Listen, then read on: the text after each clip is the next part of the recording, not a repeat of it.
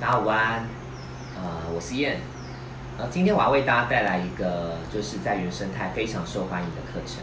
事实上，这个课程呢跟原生态的很多的植物的课程呢是相关联在一起的。我们有一堂课叫做绿植星球，那堂课带领大家是学习植物的观察学。那我们今天这堂课程呢叫生态瓶。植物生态瓶它最特别的地方在哪里呢？它在于我们无需打开瓶子就可以照顾里面的植物。为什么一个瓶子密封起来，却里面可以让植物自然的生长呢？其实里面有一些奥秘是跟我们的环境联合在一起的。大家都知道，我们居住的星球叫做地球，地球事实上也是一个生态瓶哦。这个生态瓶里面的东西有什么特色呢？你会发现，你不曾在这个地球上你种过任何的植物，你也没有在地球上创造出水分，但是水分、空气还有植物之间呢，却可以在这生命当中循环，而且生生不息。事实上，我们在制作生态瓶的过程中，更之重要的一部分是要去学习这个生态循环的一个重要的关联性在哪里。拿我眼前的生态瓶来说好了，等一下呢，我们可以来近看一下这个生态瓶。你会发现这个生态瓶里面有非常多美好的构造，里面的植物的生长呢非常的茂密哦。这个生态瓶其实制作至今呢，已经差不多有2个月的时间。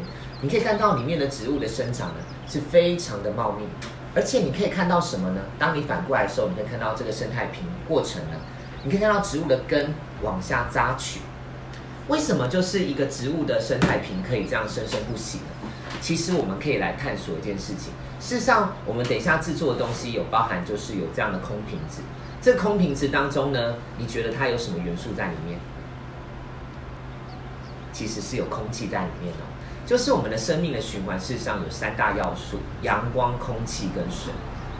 当空气在里面的时候呢，它形成了第一个要素。那第2个要素是什么呢？我们的生存第2个要素是所谓的水分。那水分事实上是等一下我们制作生态瓶当中呢一个很重要的关键。事实上，水的循环呢也跟最近的生态环境的议题非常连结在一起。大家都知道，其实最近台湾面临了很严重的问题，缺水的问题。那缺水的问题事实上不是今年才发生的事情，事实上在更早的1-2年前，可以看到很多大自然的森林的大火，直到今年你有看到阿里山的森林大火，也是持续的，就是有在地球各个角落发生很多大型的火灾。这些大型的火灾为什么会在森林中产生呢？尤其是在热带雨林里，本来就不应该有火灾的地方却产生了火灾，这一切都是因为循环体系出了问题。这个循环体系出了问题的关键在哪里？一个重要的关键就是水分。水分的分配开始变得不均匀，所以出现很多极端的气候。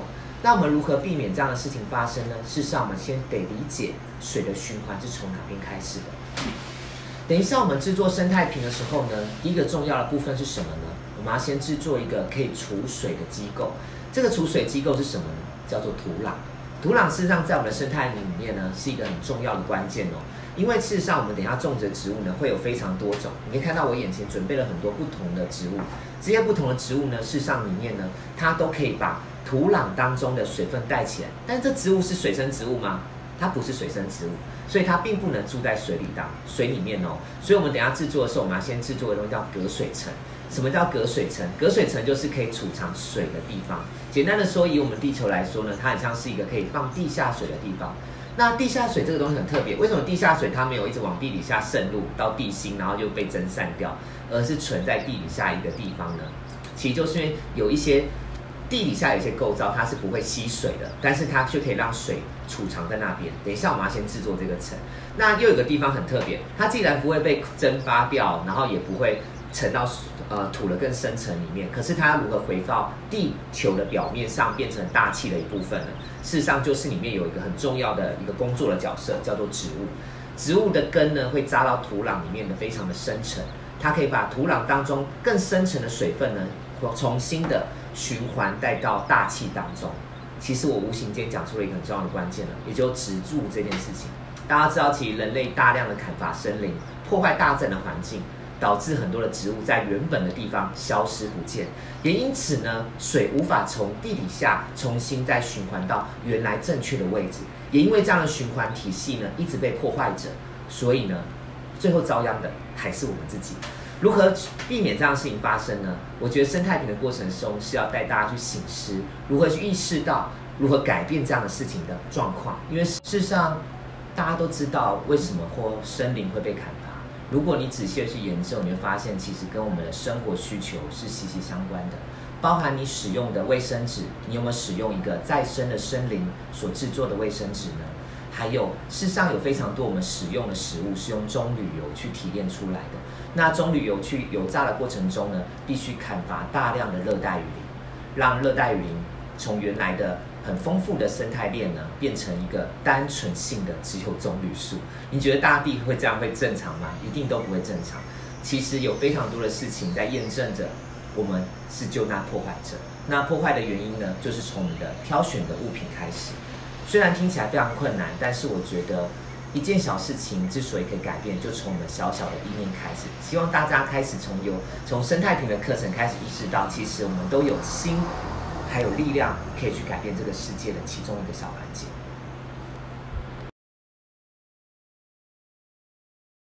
那我们现在来认识一下我们的材料有哪些东西。首先，我们今天的材料，当然生态瓶最重要是瓶子。我们这次的材料包呢，基本上有分成2款可以选择，一个是高波款，高波款的高度大约是22公分左右的高度，底部的宽度大约10公分。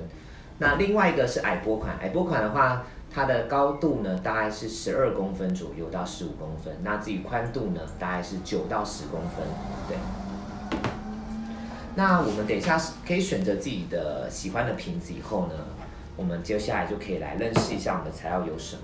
我们的材料的话，会有非常多不同的土壤，上面有标不同的号码，好比说这个是1号，1号是什么东西呢？1号叫做发泡炼石。发泡炼石呢，在我们等一下的过程当中，它很重要的是什么？就是我刚才跟你们说的隔水层这样子。对，那2号是什么呢？2号的话是一个火山石。那火山石为什么要出现在这一次的生态瓶里面？事实上，它跟发泡炼石有点像，它们都是有点中空性的，就是比较轻性的一种石头。这种石头呢，就是它因为就是比较可以保有空气，所以呢它的重量比较轻。那它可以让我们的隔水层呢，就是可以里面有更多的空气可以在里面流通，比较不会成为湿水这样子。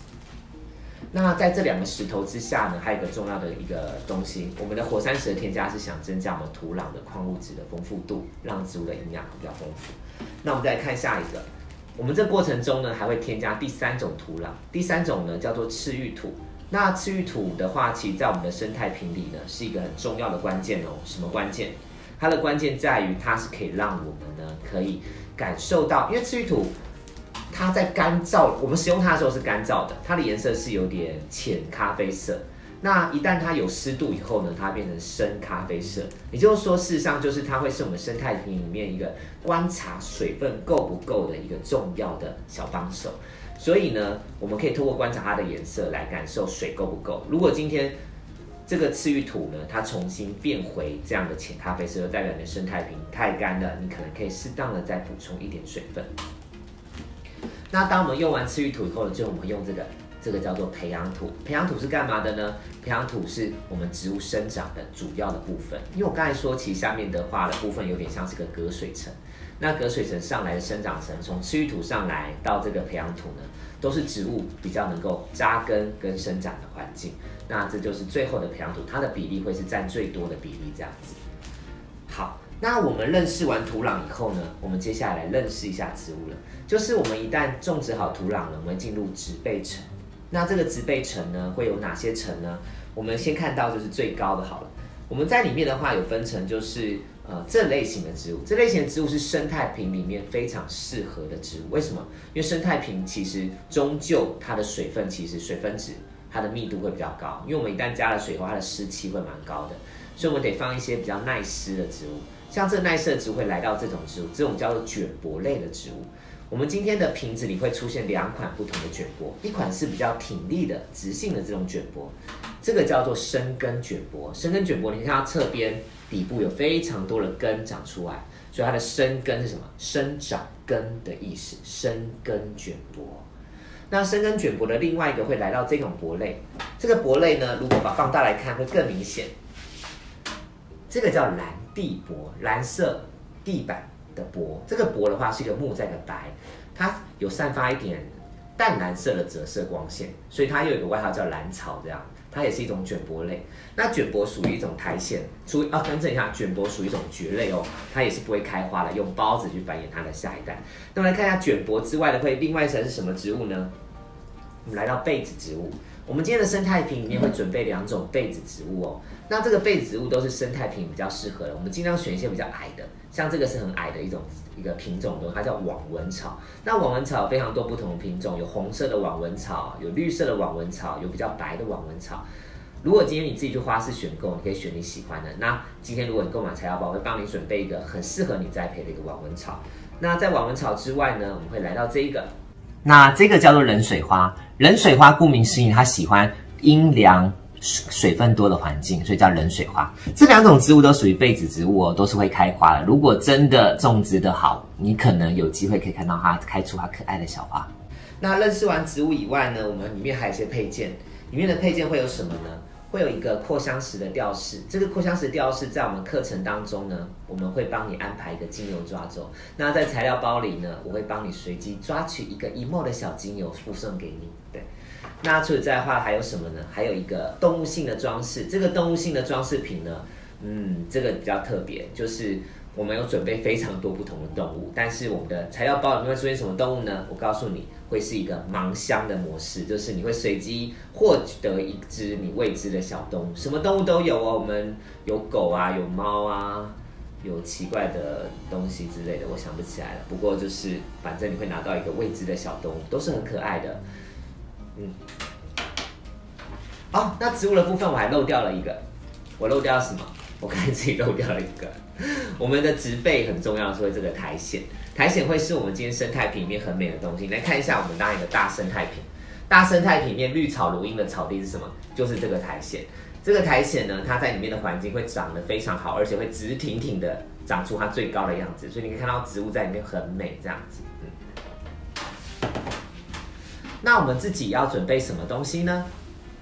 我们自己需要准备的东西呢，有一双筷子，还有可以准备1把剪刀，还有准备一张干净的，就是一张纸巾，你可以拿来等一下来擦拭生态瓶，干的纸巾就好了。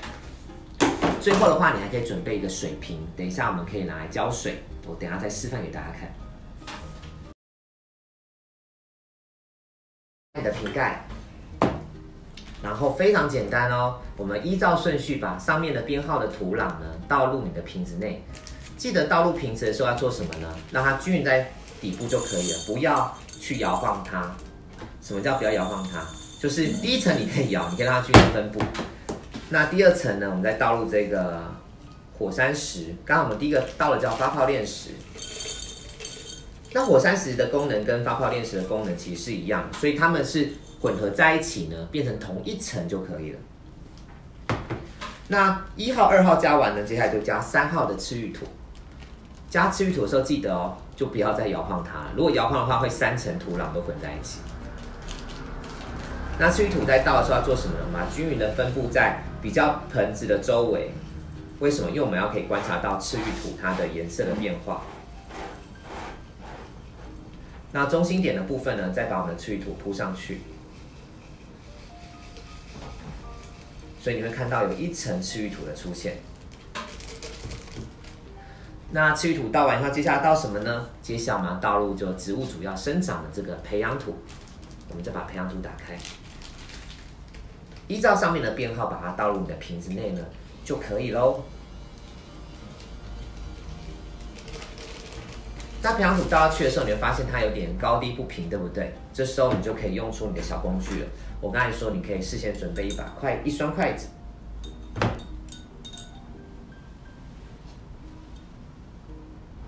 把培养土呢均匀的分布好。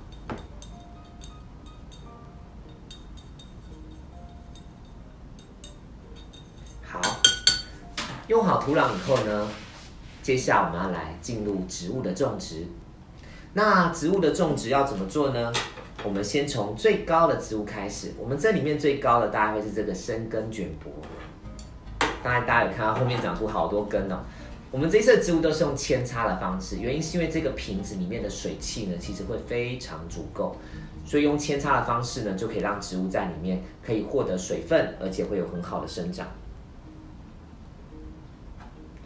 如果你的瓶子比较高，你可以种的比较高；如果你的瓶子比较矮呢，像我觉得太高，我会做什么？这时候就拿错了剪刀，把多余的部分呢分开来。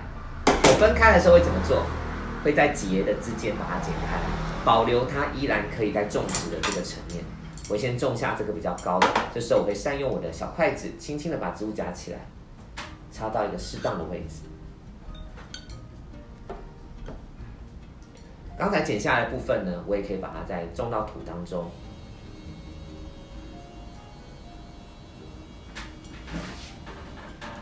然后接下来来种植我刚才准备好的这个网纹草。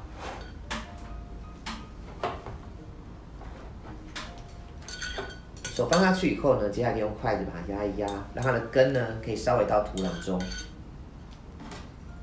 然后放下我的冷水花。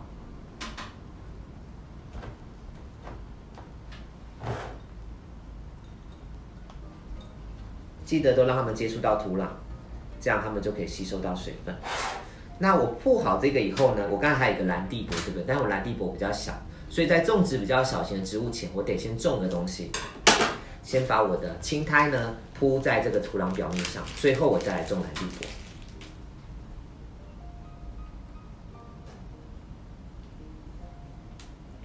你可以稍微把它剥成小块一点，再把它铺到我的生态瓶上。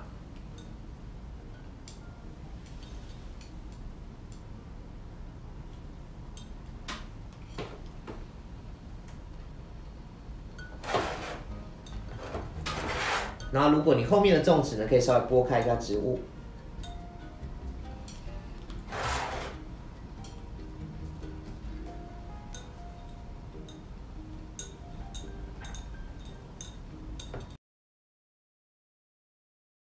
我们可以用筷子的背面，把这个青苔呢稍微往侧边往下戳，让它的旁边呢高度下降，那相对人中间的高度也就会往上提升。这样在视觉上你就觉得好像一个小坡度，一个小小的山坡上呢，去观察你的生态瓶呢，你就会更美的感觉。那最后我们就把这个比较短的、比较小的这个蓝地箔呢，把它种上去。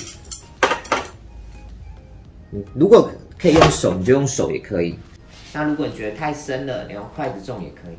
轻轻的放上去到一个适当的位置，做出你植物的层次感。高的东西在后面，前面放矮一点的植物，这样你的植物就会全部都看得到了。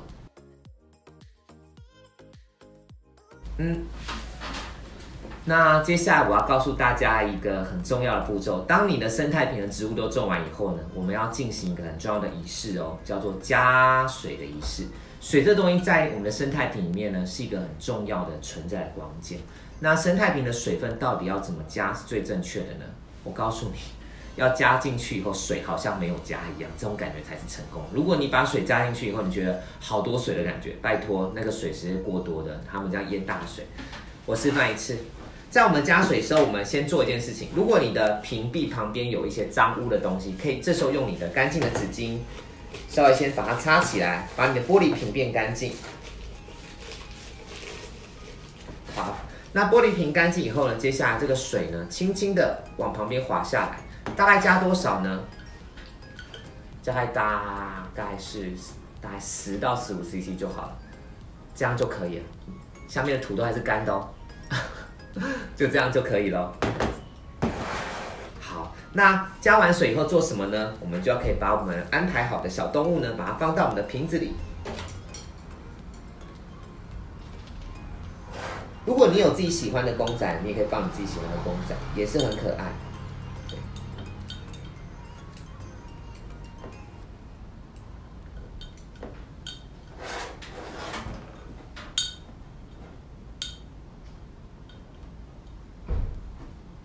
好，我把我的小海豹放上去了。那小海豹放进去以后，接下来做什么呢？就把瓶盖封起来吧。这里我有一个很重要的事情要跟大家说。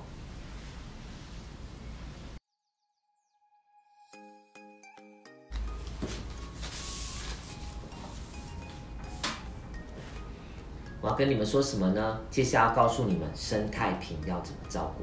刚才我有说到植物生长的3要素是阳光、空气跟水。这个瓶子里面已经有了空气，我们刚才也注入了水分。那最后一个重要的关键就是阳光了。阳光的部分要如何供给它呢？因为这瓶子并不会自己产生阳光。记得这个生态瓶呢，它本身是一个密闭的空间，就很像是个温室一样。所以你在光线上呢，绝对不可以放置在阳光直射的地方。你如何判定那个阳光是不是直射？如果那个光线如果一个东西放在那个光线下，你会发现它变烫、变高温，甚至光线是金黄色的。那通常都是直射的阳光。那直射阳光会导致植物的生态瓶温度快速的上升，那植物就会死掉哦，会直接很像焖烧锅一样被煮熟。那如何避免这样的情况发生呢？请把生态瓶放置在有光线，但是不是直射的光线地方，也就是一些散射的白色光线。基本上这样的光线会让你的环境变得明亮，但是它不会导致温度提升太多。这样的光线是最适合生态瓶的，所以记得生态瓶绝对就是只要放在一个光线好的地方即可。那我这里有个东西要提醒大家，如果今天我放置在一个光线不好的地方，生态瓶可能会出现什么情况？我告诉你很难过的是，因为生态瓶里面的环境呢，湿度是很高的，所以如果今天光线不足的情况下，植物会出现一个情况，植物的营养会不足。植物营养不足的情况下，它抵抗力会变弱，抵抗力变弱的情况下呢，这个生态瓶也就会发霉。而且霉菌是讨厌光线的东西，所以这时候如果发霉的话，其实你的生态瓶里面植物久了会全部都腐烂，会死掉。那如何避免这样的情况发生？如果今天已经有发霉情况了，记得把你的瓶子盖子打开来，把里面多余的水汽擦掉，放置到一个光线好的地方，让它流通。光线好的时候呢，植物一旦恢复了健康，植物就恢复一个抵抗力。那这个抵抗力呢，也会让霉菌不会生长，也会因为让讨厌光线的霉菌呢重新消失掉。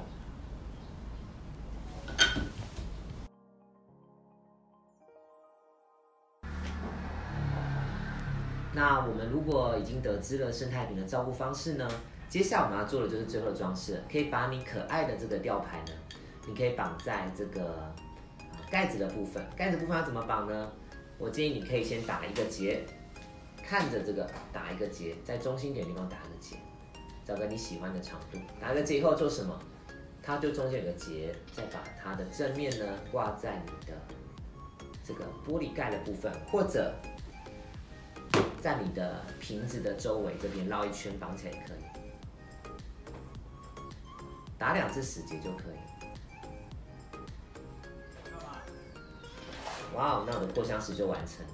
那这扩香石要怎么样呢？你可以加入你抓到了这一瓶小精油，这个小精油呢，我也会附给你一个小小的可爱的花语。那这个香气呢，你可以把它滴在你的扩香石上。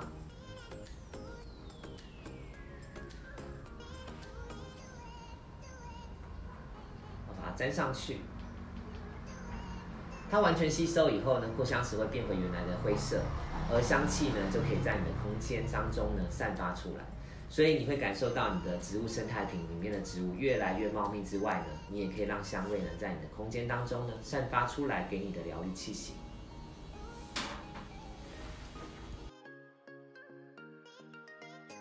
植物是活的东西哦，所以你的生态瓶的植物不会因为你种植完以后它就维持这样的状况，它会像我旁边这个瓶子一样，随着时间呢，它会越长越茂密，甚至久的时候你会觉得它旁边有很多的水汽跟污垢。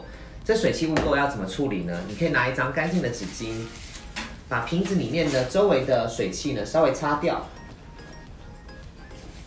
让这个瓶子呢变成干净。好，把污垢擦起来，多余的水汽把它擦掉。那我的植物还是长得非常茂密，这时候要做什么？可以拿出一把剪刀，伸到瓶子里面呢，把多余的表面的芽把它剪下来，把多余的芽呢剪下来。这时候的植物长度就被修剪掉了。那如果苔藓长太高，做什么？我们可以把苔藓再往下压。苔藓太茂密了，我们把它往下压，让它重新去生长。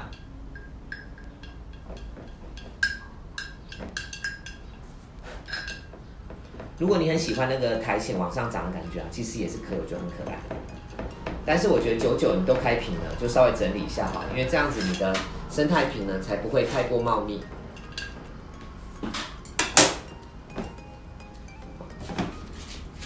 好，重新整理一下。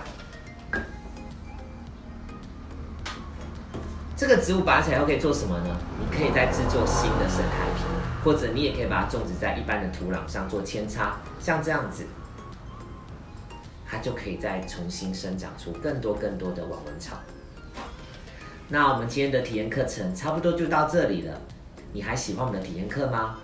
如果你觉得原生态的体验课让你感觉到非常的有趣，也收获满意，欢迎可以加入我们的原生态的 YouTuber 或者我们的脸书专页。追踪我们的讯息，你会发现我们会提供更多更美好的课程跟讯息。未来我们会提供更多的课程，也欢迎再找我们一起玩哦。